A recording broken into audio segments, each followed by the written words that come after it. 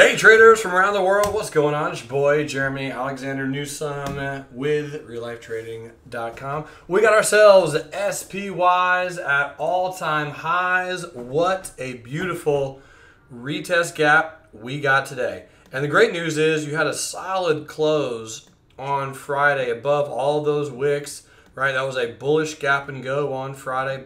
Black candle, gapping up. Really good move, nice trend, nice direction, loving life on that one. Here's the Dow Jones and the DIA, also up 1%, also a nice gap, really good level, just a solid move. So, I mean, there's, at this point, I see zero evidence as to why we're not going to go higher. If anything, we'll just dip at some point, right? Small dip, it'll be a viable, but here we go. Off to all-time highs, looking good, feeling good, trading good. IWM up a little bit, didn't quite hit the target, definitely an upper shadow. As usual, this one oftentimes can lead the other indices into a direction, but in this in particular environment, that one also looks dip viable to me.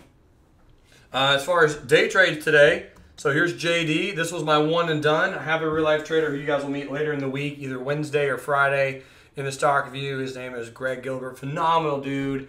Ex-Marine, just showed me how to do some burpees the right way. Can barely move my arms. But, yep, so this only trade I was able to place today was on JD. Now, this was an official setup that we did on Friday, actually, with this particular setup, right? Wanting to buy calls January 2020 at 33. We set that up in the Friday afternoon swing trading room. But today, this was the actual day trade that we placed. I'll bring the trade journal over here. This was just a late in the afternoon trade. And yeah, this was it. So here's the 5-minute time frame. Really nice 2R trade. First 2R afternoon trade we had, or at least I've had in a bit. But it was really just almost crystal perfect. So here is the trade setup. There you go. 32.42 by 32.30. And you had that just nice little pop, nice little break. So here's a little bit of a area right here. So there's the support resistance. There's it. There's the breakout. There's the retest. And that was it. Gorgeous little retest. Nice little S curve on the 1 minute chart. And 2Rs was 32.66. So 2Rs was right here. And solid trade. So here was where was the target set up? Right here was the other one. Target. There we go. So get that pulled up, and here's what that looked like.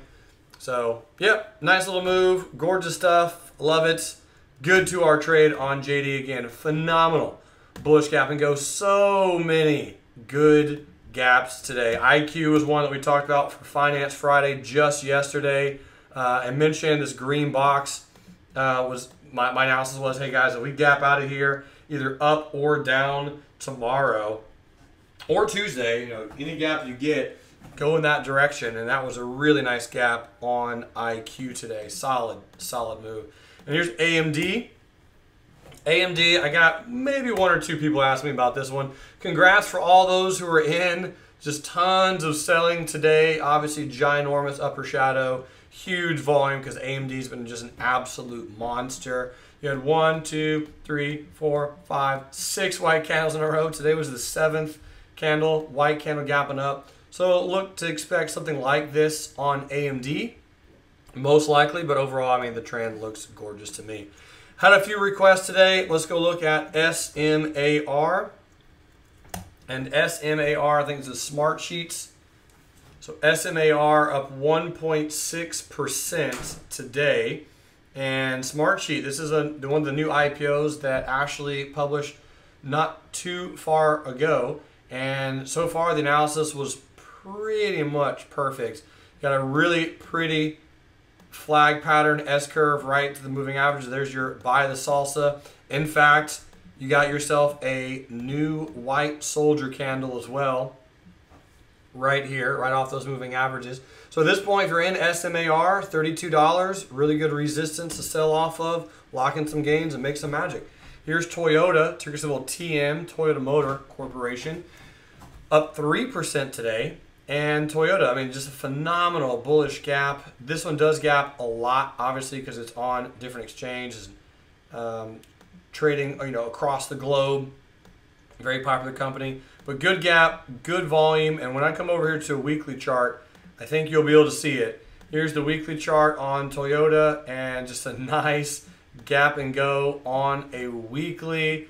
And it pulled right into old support, new resistance. So Toyota, you likely, if you drive here in the U.S. at some point, have owned or driven a Toyota. Here is your support resistance level. Nice resistance down here. There it is, 2016. Big resistance. We had resistance there before in the past, and that was the support. Buy low, sell high on Toyota. Looks nice. Here's the long terms, and also traded right into the 100, 200 on a weekly. You kidding me?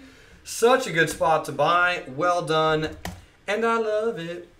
I like taking trades when I'm with you. Here's Tesla. Speaking of taking trades, woo!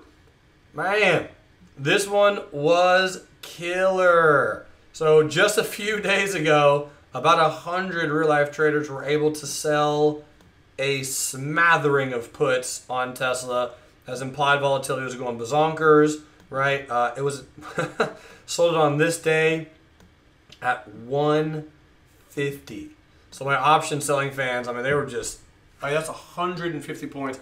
50% sell-off needed to happen on Tesla in less than a month for those puts to become, even an issue. So we were able to buy those back today for a healthy gain. A lot of really good trades on Tesla as far as implied volatility is concerned, at least recently. Present day, though, it's going very sideways. I don't have anything that I love on it short term yet, other than if, of course, I don't think this happens, but if we do gap down and open below today's candle or this candle, you'd have a little bit of a nice sell-off. Or if it gaps above here, that would be a pretty decent gap. So if it gapped above that resistance, it would probably trade down and then bounce. But realistically, Tesla, for the most part, going sideways. So for my option fans, enjoy the sideways motion. Be bullish to neutral, sell the implied volatility, and just hang on for the ride, because Tesla is still just all across the board, jumping around, bouncing around, buy low, sell high, still in this channel. Kind of crazy, but yep, it's a fun one. So anyway, congrats for those put sales who sold it on there. My buddy Scott Isold still has his for October, and I think that's going to be just fine. Anyway, that's pretty much all the requests that I had. If you have any more, throw them in. I will see you all on Wednesday. And until then, remember, love life, live life, and trade it. Bye.